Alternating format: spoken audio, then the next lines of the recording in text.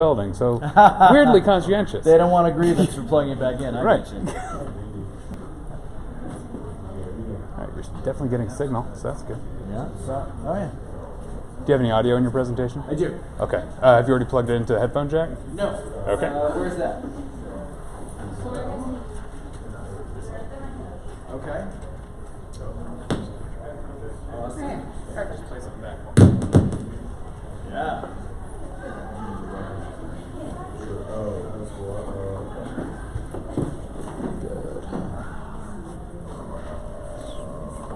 You haven't seen the sun in like forever, so you search for a beach vacation. Okay. Sunny beaches, sandy beaches, big beaches, small beaches, and killer whales, searching for soyun dogs. But then, you find Vervo, and they search millions of homes to find you the perfect beach house, where you all find your own rooms and a grill bigger than your kitchen back home. And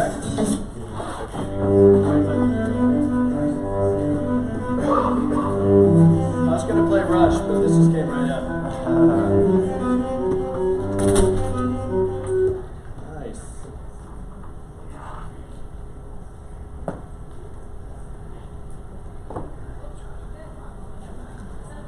Good.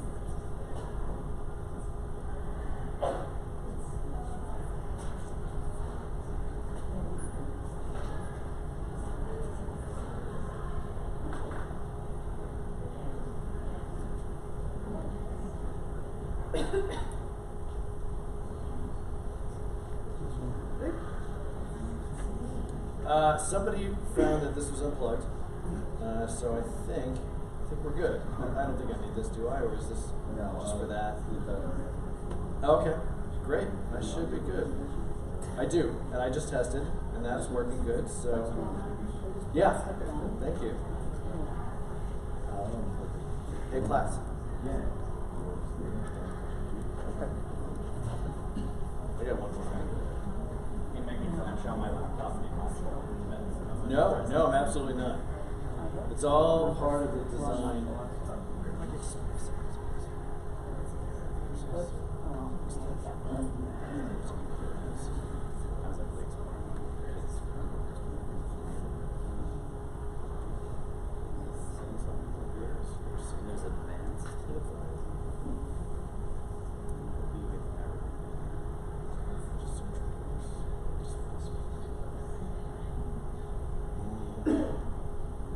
Yeah, thanks, buddy.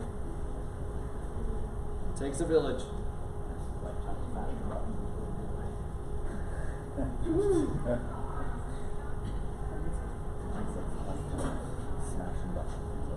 All right. I don't like to start right on time, so I'm just gonna like delay a minute because what's your timer? Is everybody pretty spent? Yeah, that's a lot. Yeah. It's good. I have a thank you slide, but I might as well just thank you now for choosing to come to the last session of the day because I think in my history of P&C I've done that once. So I appreciate you being here. Should we get started? Let's do it. All right. Is everybody filled in the back rows? It's really important. There's pyrotechnics. I don't want anybody up front getting singed. It's important that you're as far to the back as possible.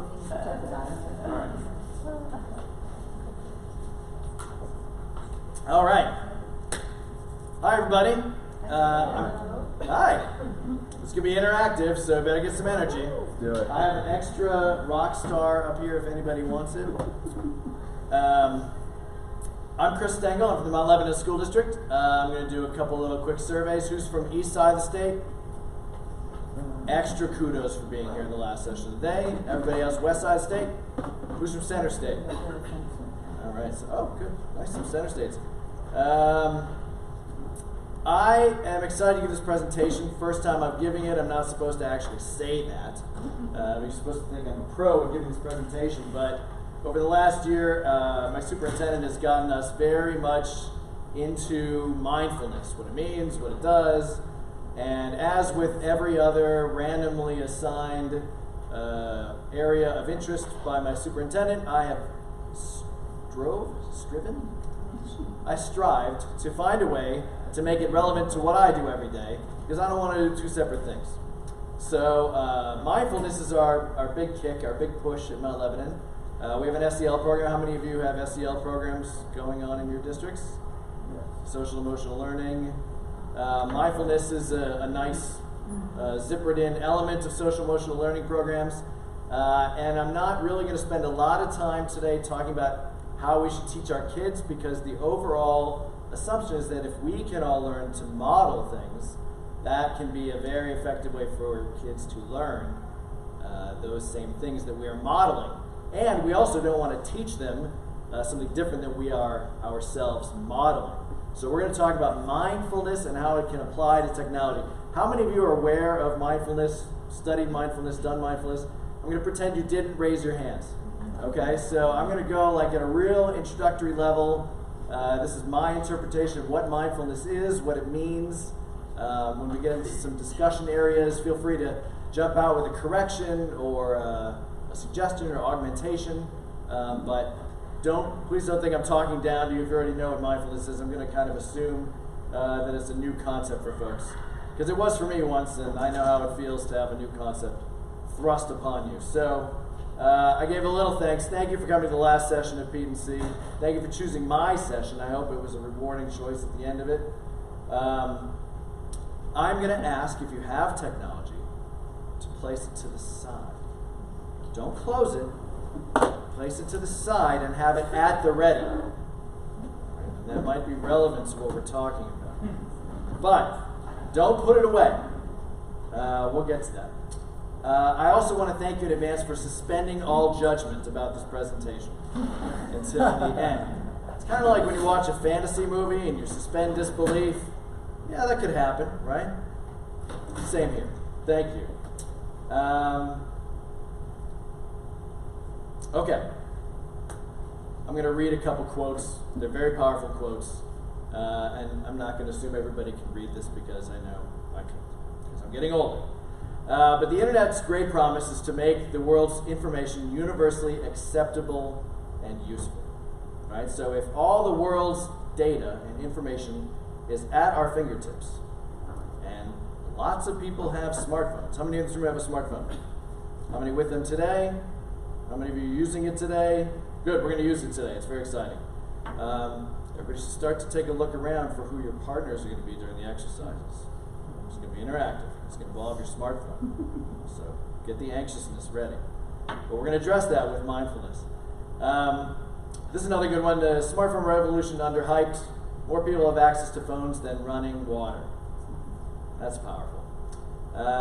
And there's never been anything like this. So why on earth in our classrooms would we ignore what it could offer and have things like no cell phones, no cell phone use, no cell...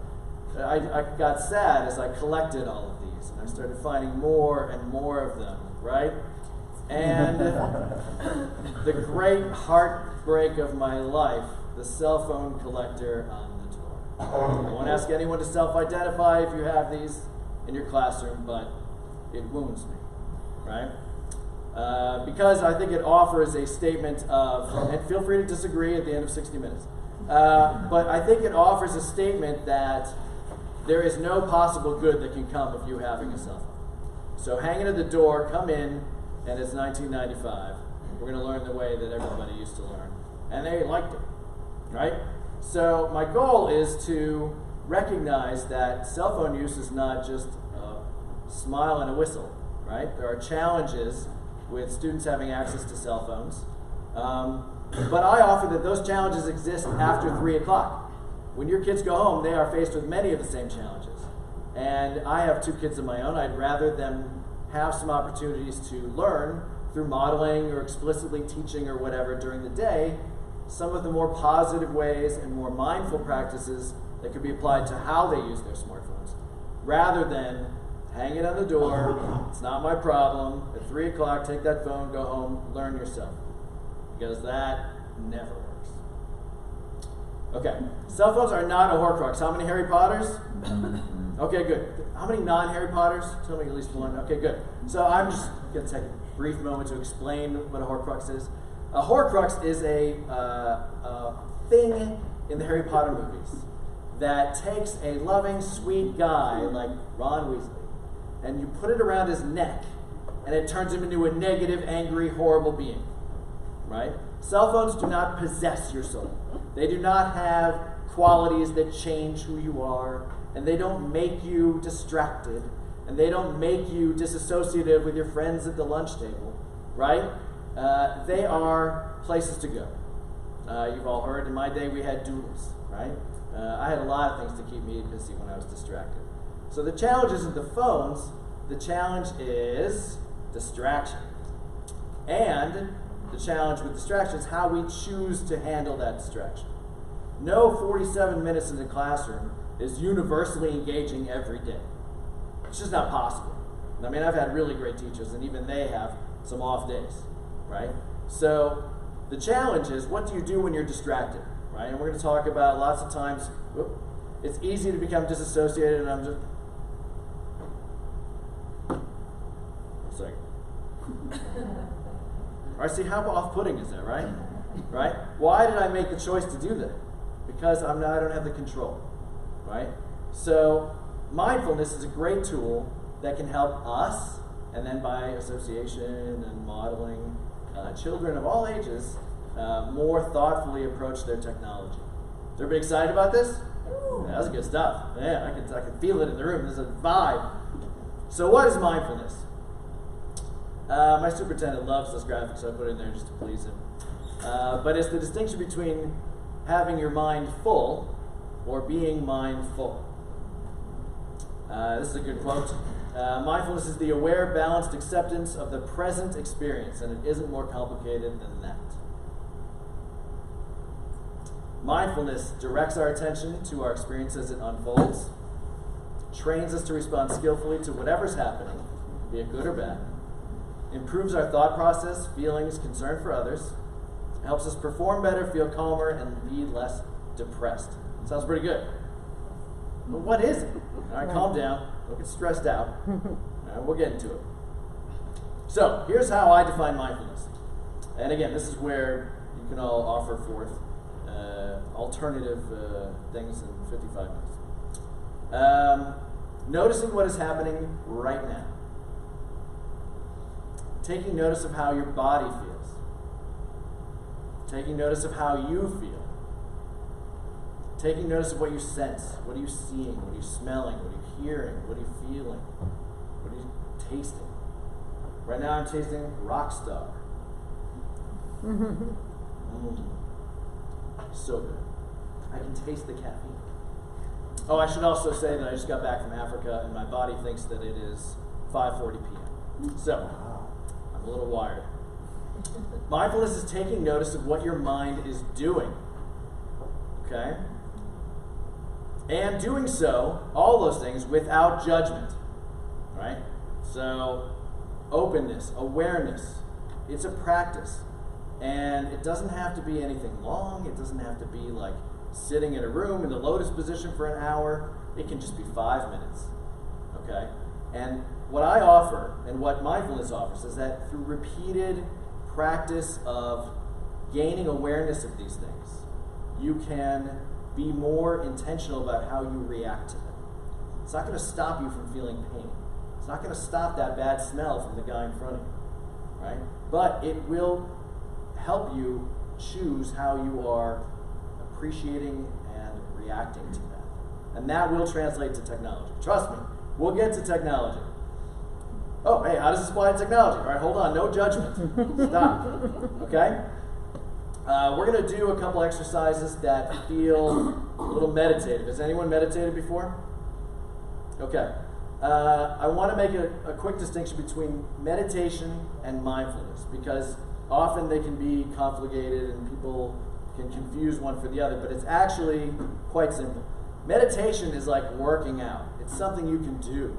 It's an activity, and you repeat it and you practice it and you get better at it. And what it can lead to is a mindful state. So think of it as like exercise is the act, and the guy on the right, by the way, is me. Oh, yeah. I can On see the that. left, yeah. Okay, so meditation versus mindfulness. Everybody excited? Yes. Yeah, we're going to do some meditation. Sometimes during meditation, I've fallen asleep, right? That's okay. I mean, obviously in this room, we're not going to let that happen. But recognizing that I just fell asleep helps me recognize that I'm tired and that I should probably have, slept better before, but I'm in the present moment, so what am I going to do about it now? Well, maybe I'm going to go to bed a little early tonight. I'm going to finish what I'm doing now so I can get the sleep I need. All right? It's all about just having an awareness of how the body's feeling and reacting. Right now, I have an awareness that I'm wired, right? Even though I act like this all the time. Okay, everybody ready for an exercise? Mm-hmm. Yay, this is fun. Okay, so if you fall asleep, it's okay. But I offer that it's better if you don't. And I would like everyone to just sort of follow along with this guy. It's just a couple minutes. I'm going to sit here and do it too. Hi, and welcome to our practice session on day 2. In this video, we'll be going over how to practice mindful breathing. So go ahead and find a comfortable seat. And when you found your seat, just allow your eyes to close. If you prefer to keep your eyes open, you can just have a soft gaze pointed towards the ground. We can begin with just a few deep breaths, setting up this good foundation. So breathing in deeply and breathing out slowly. Let's do that one more time, really relaxing the shoulders on the out breath. So breathing in deeply and breathing out slowly.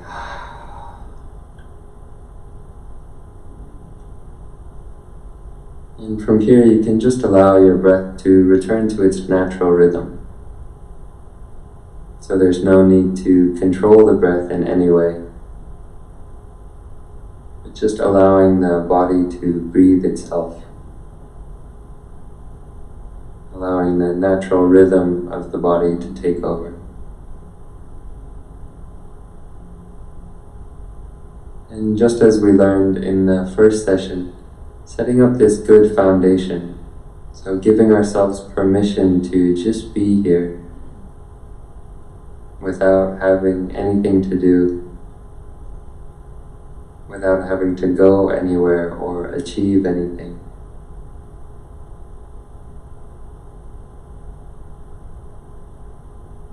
Just allowing the body and the mind to rest.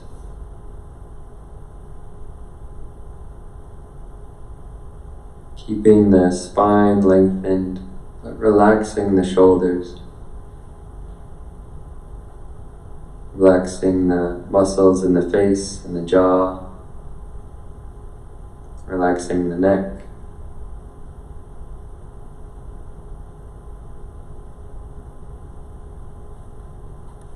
Just noticing if there are any areas of tension or tightness, and seeing if you can soften those areas.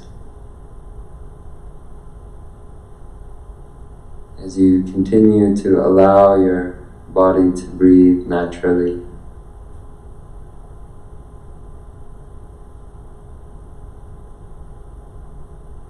And from this place of stillness and this place of relaxation, you can bring your awareness onto the feeling of the breath in the body. So just notice, where do you feel the breath the most in the body?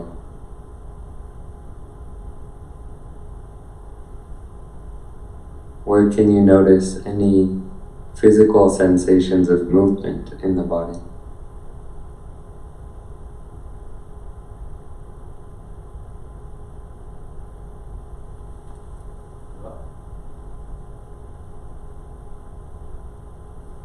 that state. You might notice the rising and falling of the belly.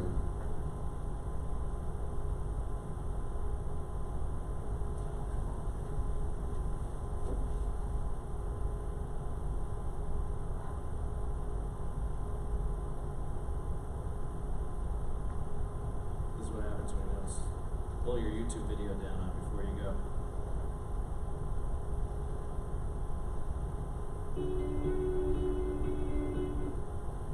In the body.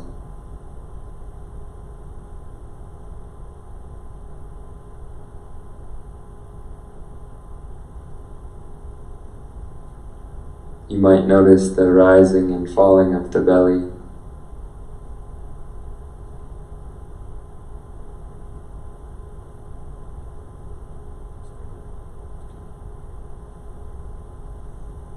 You might bring your attention to the expansion and contraction of the chest.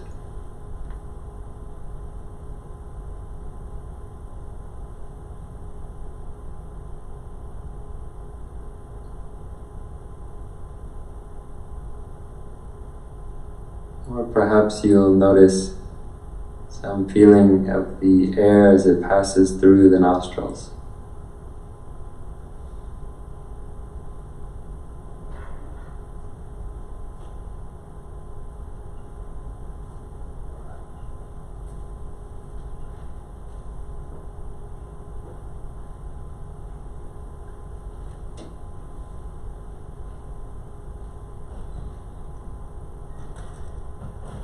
Just noticing where you feel the breath the most.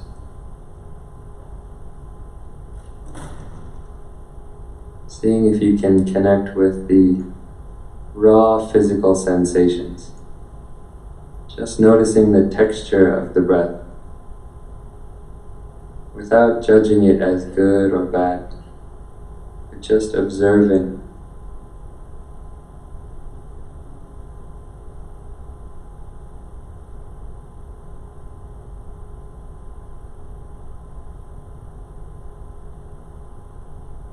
You might notice the whole movement of the breath as it comes in through the nostrils, down the throat, and as the belly expands. And then on the out-breath, as the belly contracts and the air gets pushed up through the lungs, out the throat, and out the nostrils.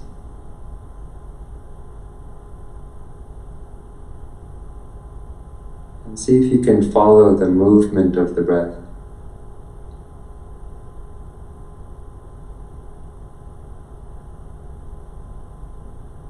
You can either pick a single spot and see how the breath changes in that spot over time,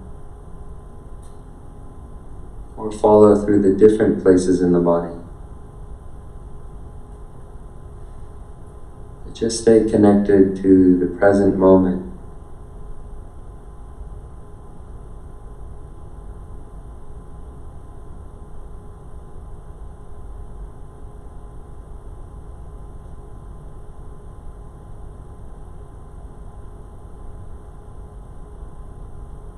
And then to end this meditation, we can go ahead and take a deep breath in and a deep breath out. And in your own time, allow your eyes to open. Again, taking in the room around you, just noticing your environment. Checking in with your feelings and emotions. Seeing if you notice any calm or relaxation. If you need to take another deep breath, feel free to do so. And that's it for day 2. Hope you have a wonderful day, and I'll see you back here tomorrow for day 3, where we'll be working with the mind that wanders away. I'll see you then.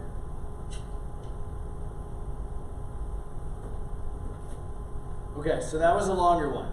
I wasn't sure people had gone through one. I wanted to give a good, full-length breathing exercise.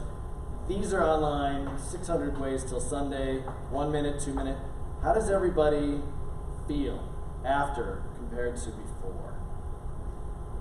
Relaxed. Better? More present? More here in the now?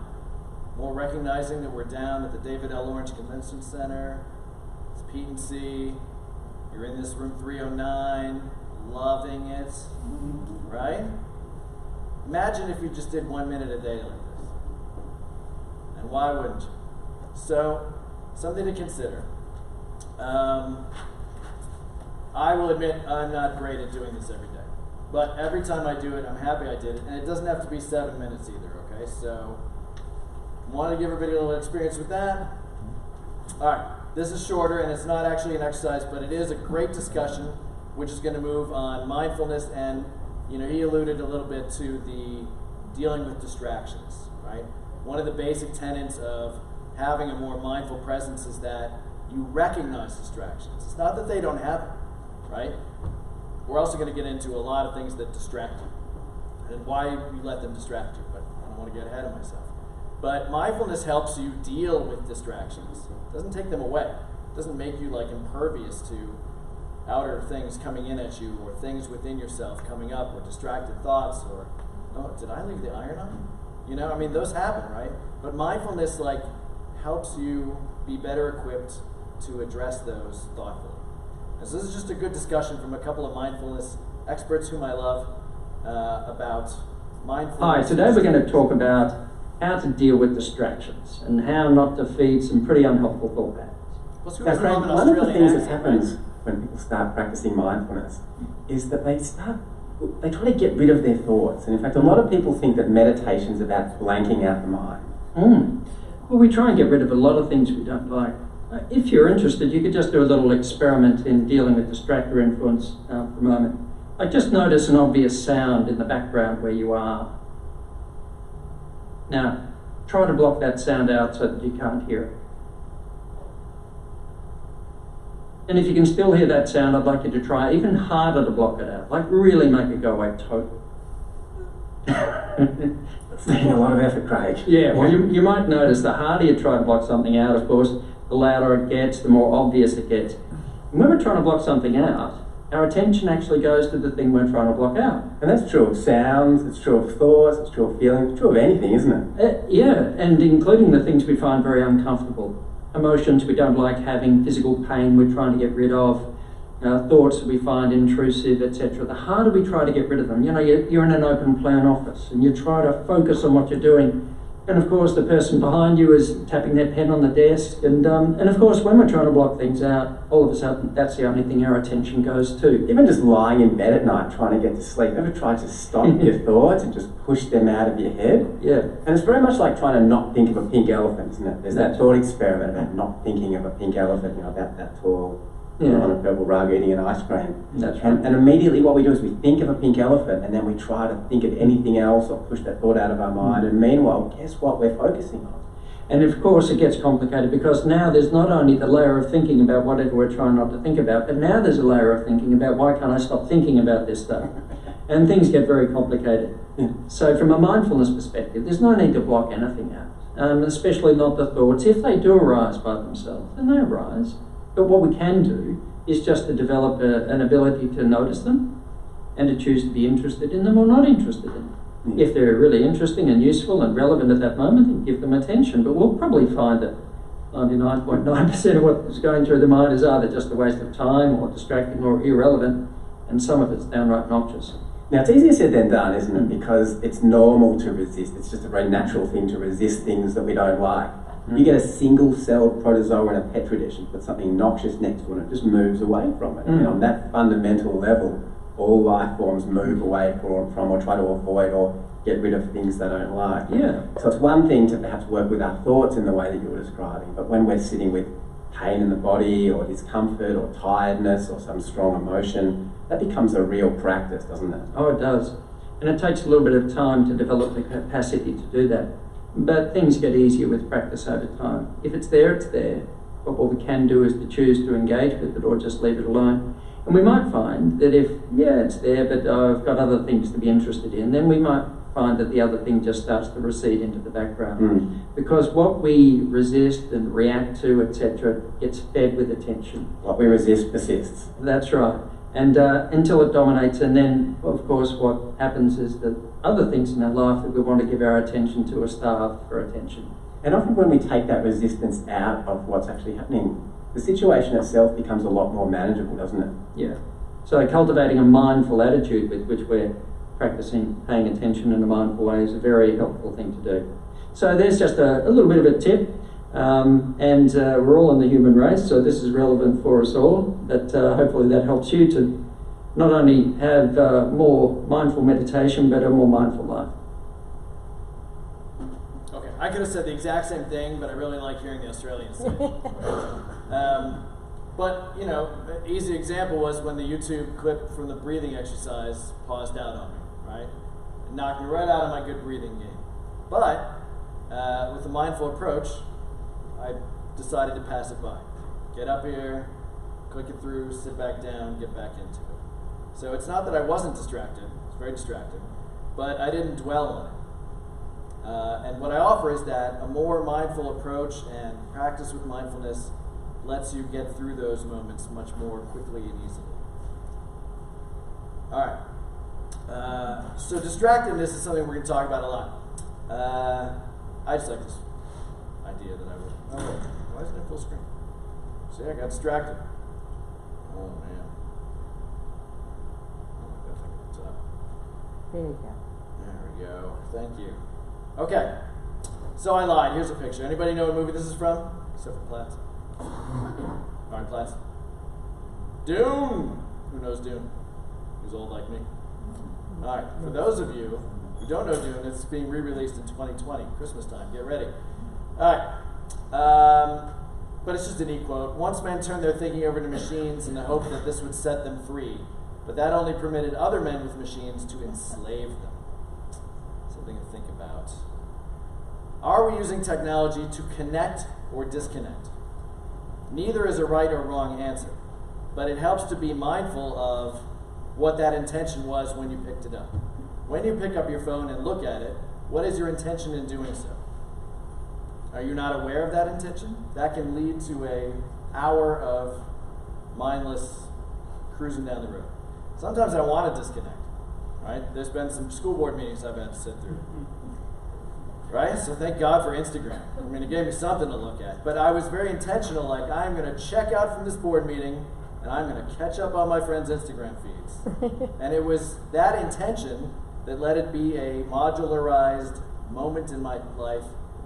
Got right through, it was beautiful. So it's okay to check out. This isn't passing judgment. It's just saying that you should always do things with intention. Okay? Or are you led by the buzzing and ringing of your device like a Pavlovian dog? Everybody know what Pavlovian dogs are? Yes. It's not an age thing? They still teach that? Okay, good. Right? When it buzzes, do I pick it up? Right? Twice in this presentation already, my Apple Watch buzzed. And I looked at it. And it was spam email. It wasn't even good. So why is my watch buzzing? Because I wasn't intentional about setting it on when to buzz and when not to buzz.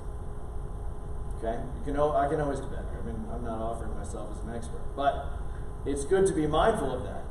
I can't believe I just looked at that watch. How many of you have Apple Watches? Right? So when you're talking to somebody who buzzes and you look at it, how often do they say, you got to go somewhere? Am I holding you up? Right? No, it just buzzed. I love talking to you, but it buzzed. Right? That is a drifting distraction that I should have been more mindful of. I'm enjoying my conversation. Why would I look at a buzzing watch? Okay. The human body has 78 organs. How many people knew that? Oh, nice. Biology teachers. All right, actually 79.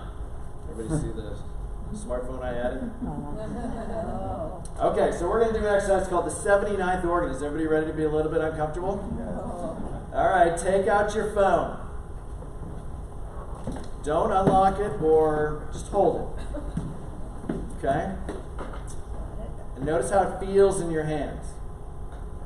And notice the emotions and the urges and your body's response as you picked up and held that phone.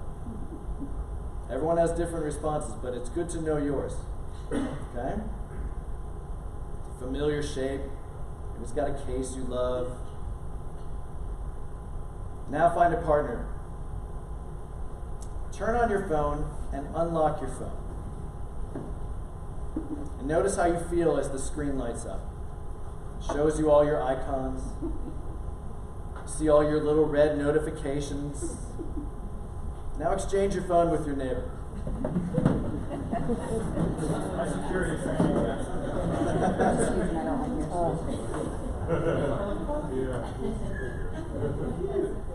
Okay, now give it back. I mean, this is... Okay, but now how did it feel when you gave that phone away? How did it feel when I asked you to give that phone away before you gave it away? You can... How did that make you feel when I said you're about to hand this phone over to somebody? Horrifying. Oh, yeah, horrifying, right? And then how did it actually feel when you gave it away? Still horrifying? Nervous? Nervous. Foreign? How did it feel when you held somebody else's phone? It didn't feel.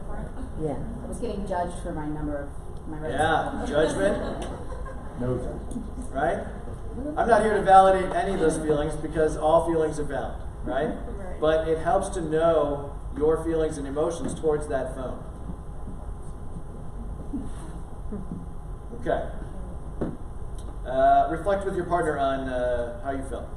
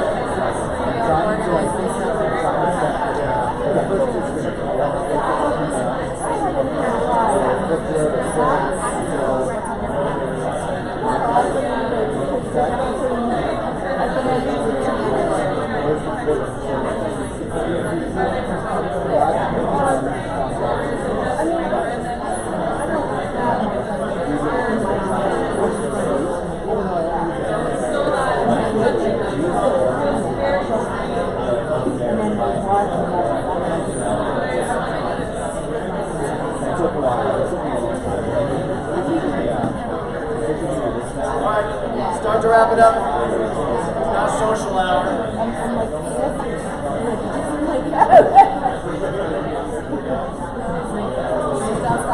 And then you could find something. Nice. Talk about Pavlovian dogs.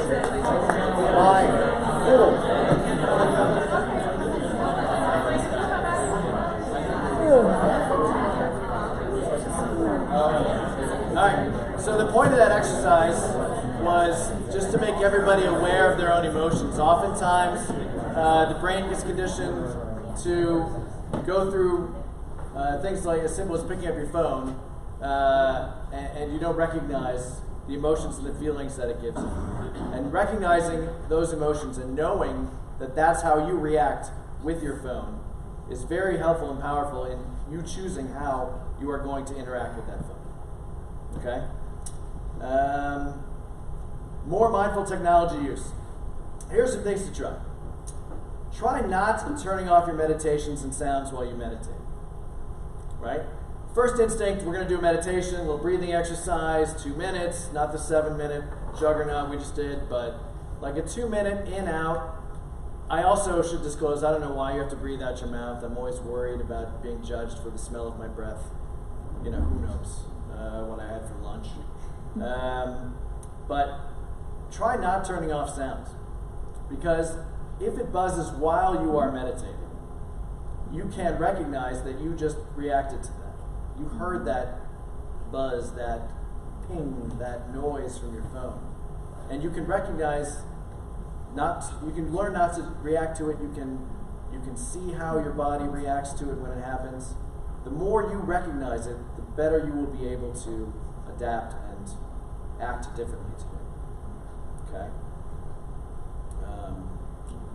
Try setting your wallpaper to be a reminder for a mindful practice. Breathing is so powerful. You all felt so good after that, right? Yeah. I mean, that was a 7-minute mega breathe, but even just 1 or 2 minutes of breathing can make you feel so much better.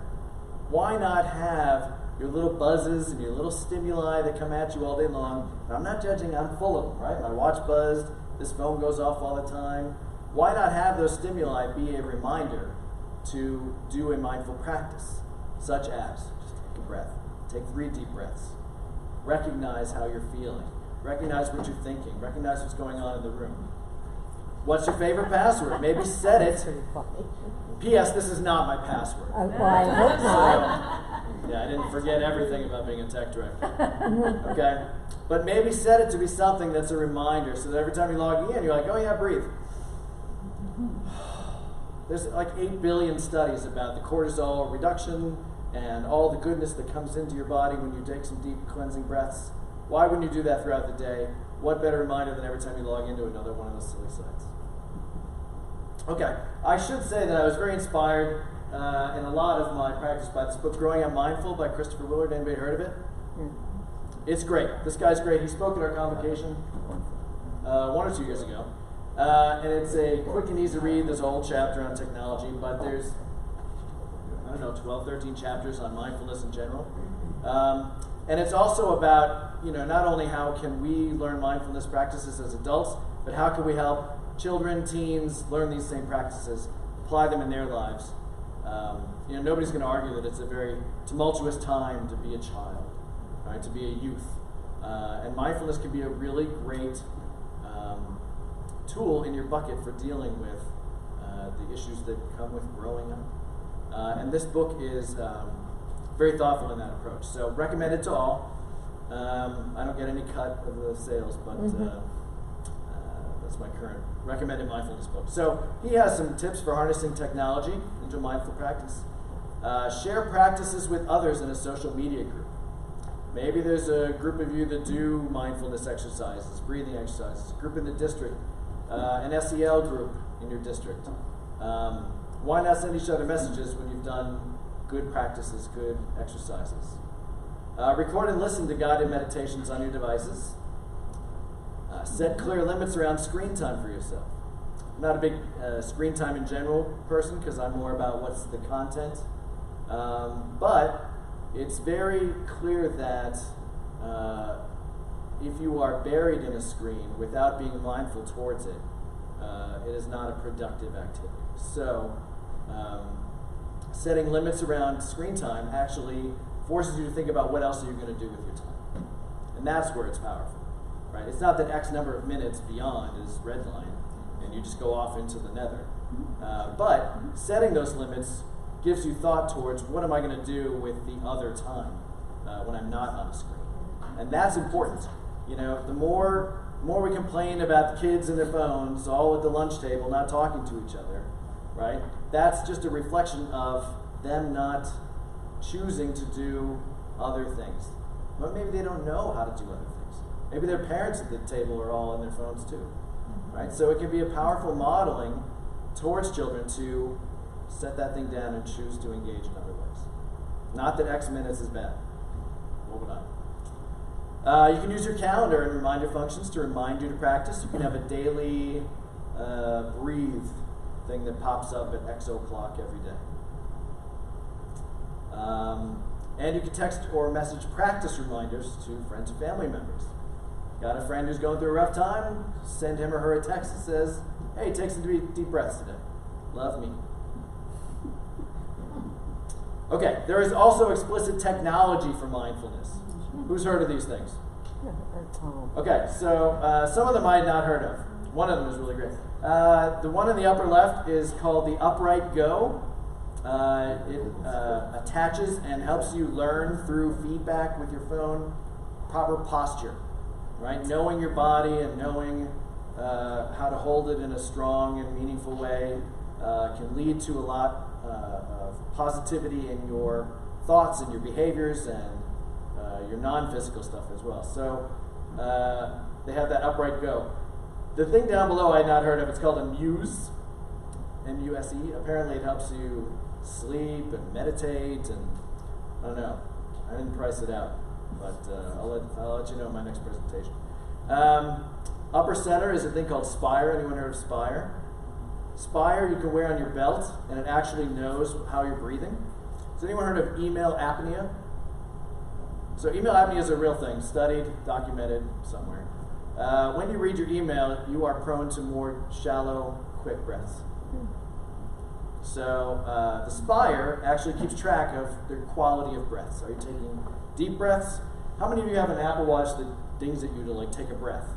Same premise, right? So this Spire thing actually measures and knows how you're breathing. The thing below is called Nadi X, N-A-D-I-X. Anybody heard of it? They are smart, vibrating yoga pants. I'm just going to leave it there. But apparently they help you with, I don't know, posture and control. And I'm just all about wearable tech. I think that sounds pretty cool. These are 5 top apps. I have only used Headspace, but the other 4 get very good reviews. And some of our students are experimenting with Stop, Breathe, and Think, which has a kid's version as well, even though it doesn't use an Oxford comma, and that triggers me. But I recognize it, and I'm trying to not make it a big deal. But these are 5 apps that are pretty good, according to the experts. All right, mindfulness and social media. How many of you have active social media accounts? Okay. How many of you just lurk, see what other people are doing? It's okay, you can admit it. Okay. I don't see anything on his feed. All right. So there's this guy, Jiddu Krishnamurti. Anybody heard of him? Yeah. Said a lot of very wise things. I think it was a little ethereal near the end, but can't ignore the goodness of his quotes. So I'm going to read it out loud, but you can read along with me. A mind that is always comparing, always measuring, will always engender illusion. If I'm measuring myself against you, who are more clever, more intelligent, I'm struggling to be like you, and I'm denying myself as I am. I'm creating an illusion. He also said, it's a bigger quote, throughout life, from childhood to school until we die, we're taught to compare ourselves with another. Yet when I compare myself with another, I am destroying myself. You are actually what you are, and to understand what you are, this process of comparison must come to an end.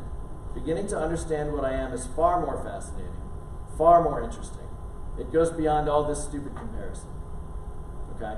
The downside possibilities of social media are when adults and youth use it to wish their lives different, and they compare themselves to others.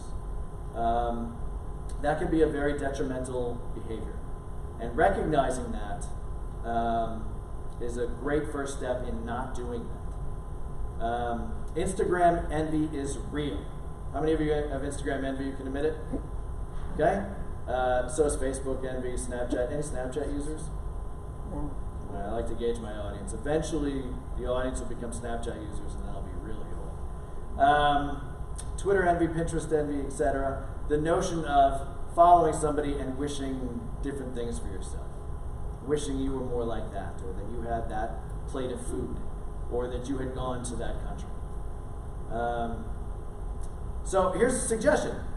From time to time, here's what I do. Instead of scrolling through someone else's feed, I look at my own feed. I look at what I've chosen to share about my life. And the best place to do that actually is your favorites, if you use that feature in your phone, or the pictures you've saved. And just scroll through what you've chosen to save. Look at your own stream and see if that causes you to have the positive feelings as opposed to negative feelings of looking at someone else's stream. It's a very simple little twist on looking at social media streams, and certainly something that I encourage my 2 boys to do. Okay, ready for another exercise? Yeah, social media practice. You're not going to hand your phone to anyone else, so you're okay. We've gone through the rough times. All right, so find a comfortable, alert, and ready posture. Shrug your shoulders, take a few breaths.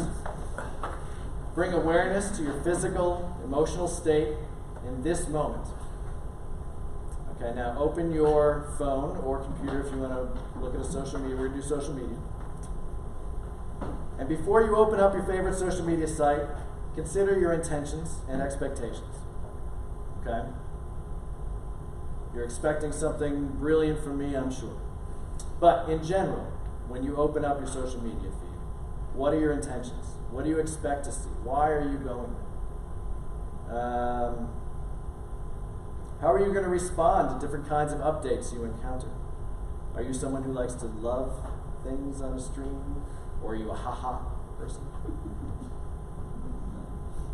By checking your social media, are you interested in connecting with others, or are you interested in disconnecting and distracting? Neither is wrong, but it's helpful to know up front why you're going in. Close your eyes and focus on your emotional state for 3 breaths before doing the next one.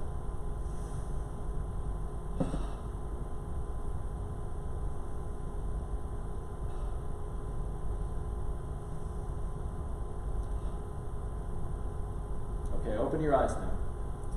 Open your favorite social media feed and look at the first status update, photo, etc.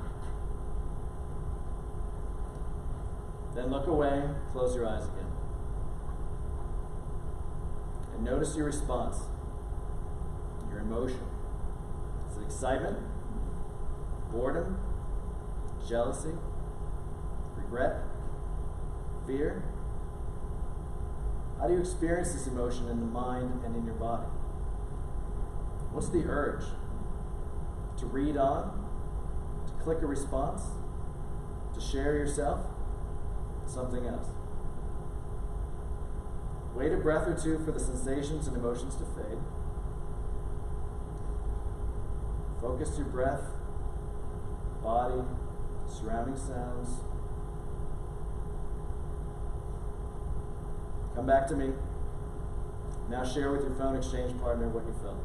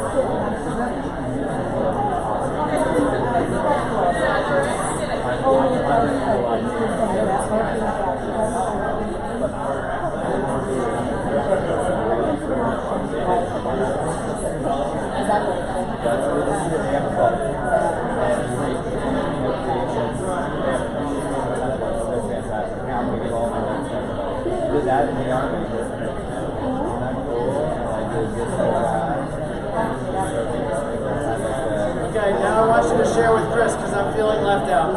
I have FOMO. You need to get JOMO. Joy. Thank you. I need JOMO. I need to flip from FOMO to JOMO. Does anyone know what FOMO means? Fear of missing out. Fear of missing out. I know. Don't look this great. Well, I covered it great. So don't. Okay.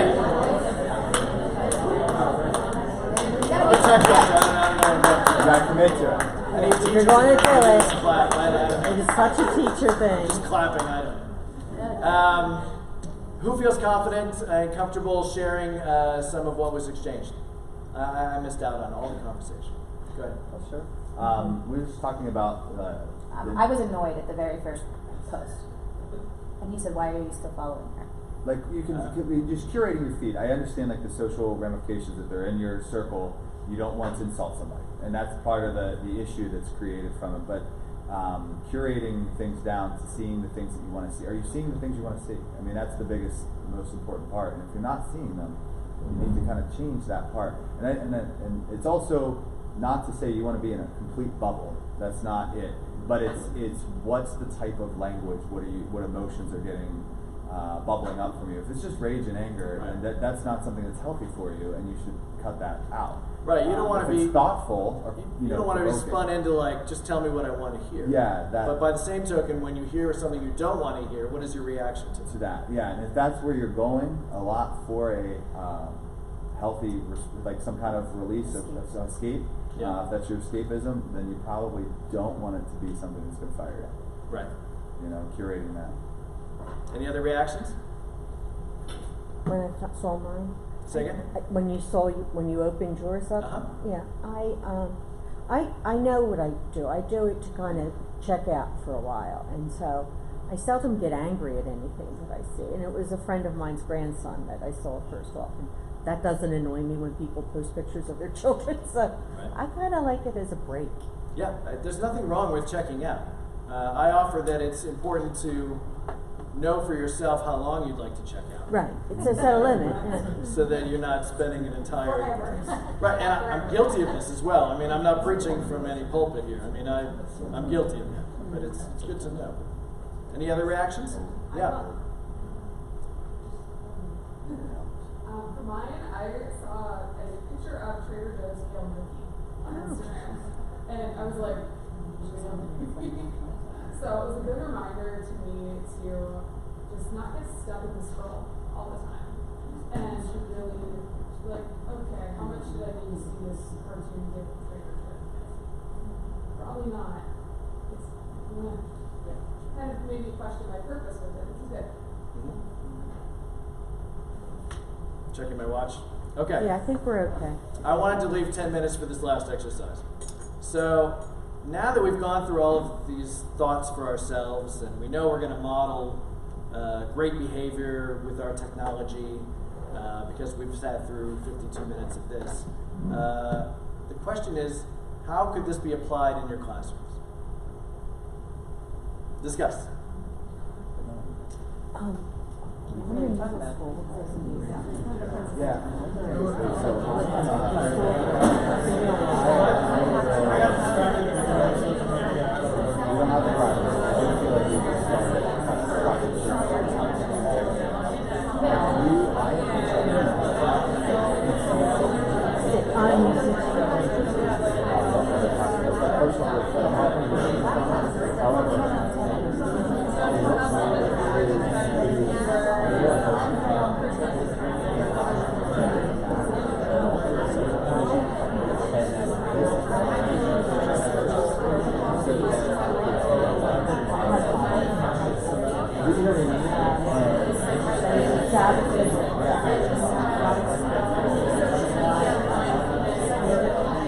Sometimes I heard that they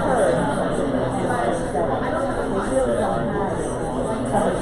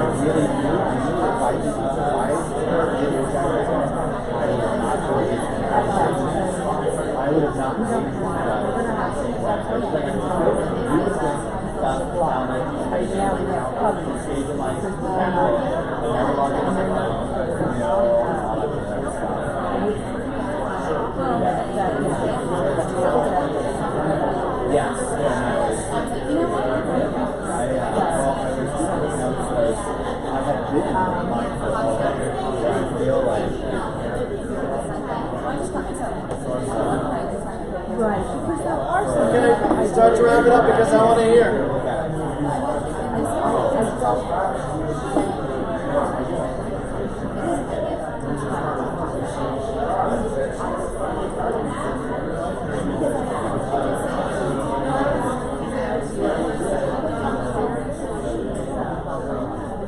Alright, this is where I learned from you. Who wants to share with me an idea that they came up with?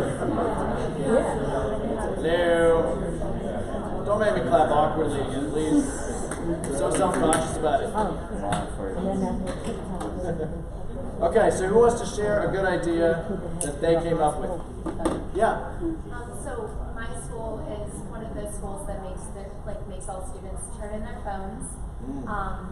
But I think this activity would be good to sort of understand why our students feel this connection to their phone, because I know we all feel it. So doing an activity with the social media, with a group of like middle schoolers, even the 5th graders I work with, I think would give us a lot of insight on why do they feel this attachment, why do they use their phones, what's actually going on when they're using their phones, and what's the emotional response that they have as students. So I think it would be really good to try with kids. Yeah, I agree. I would like to know that somebody tried that with my kids. That would be great. Any others? I have a little bit of a different perspective. I work at a cyber school, and so we're encouraging kids to, use your phone, use your Chromebook, whatever it may be. And a lot of times with this message, I just turn this in as a grade again. 3 seconds later, I'm getting an email because I have to physically look at it. And I found it to be very helpful to turn off my little GChat status. They can tell if I'm online or not. Because if they see that, they're expecting that instant gratification, and they don't know that I teach 5 back classes today, and I can't get back to them immediately. So with them, it's a different balance. Right, so you're being mindful with your status, and have you talked to them about being mindful about when they're reaching out to you? If I have a student who I call it the shotgun emails, I can throw as many as I can, maybe one of them will hit somebody. Sounds like my monthly updates. Yeah, and whenever I get one of those students, I'll say, I'm in class all day, I will definitely get back to you as soon as I can. I'm not ignoring you. And I always get back to them by the end of the day. Yeah, I mean, I like something that would give them a chance to learn as well. Yeah?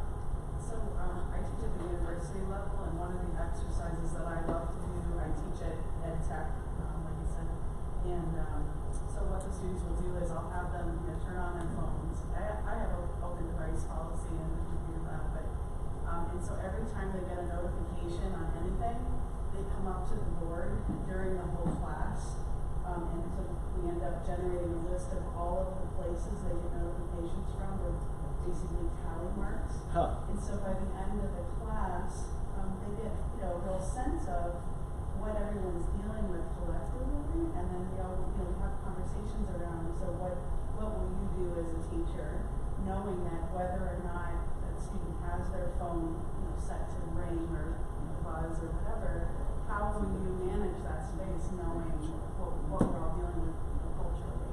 Yeah, I like that. I'm a K-5 technology coach, and so obviously we're one-on-one iPad right now. I think for me, working primarily with teachers is when I go into a classroom or when I'm working with a teacher, discussing with them, when you're putting that technology out there for the students to use, is that so that you can check out, or is it so that they can check into something that they need to be doing that's going to promote their learning? I feel like a lot of times, here's an activity, I need 5 minutes, or here's something I want you to just get on, but you're just going to follow through with it. So is it so that the teacher can check out, or is it so that the kids can check in? Right. That's a very good message. I love it. Anything else? It's 11:30. I ran you a little late. Yeah. We're going to be late in line. Okay. Thank you. Well, No. link to my slides Is is that up it? there. Yeah. Very good. Very good. Thank you.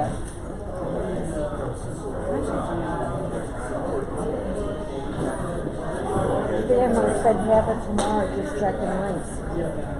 I'm cashing in that lunch soon. You should. And it's not just going to be soup at, what was that place? All right, so you're right. I'll see you. so sorry. Can we get on? Yeah, how you been? Very good. Yeah? Excellent. Yeah, super well. Just got back from Mitchell. Yeah, so it was really good. And now it's awesome. Where do you come from? And so you're okay. I appreciate you coming in. Nice. Appreciate it. Thanks, man. See you later.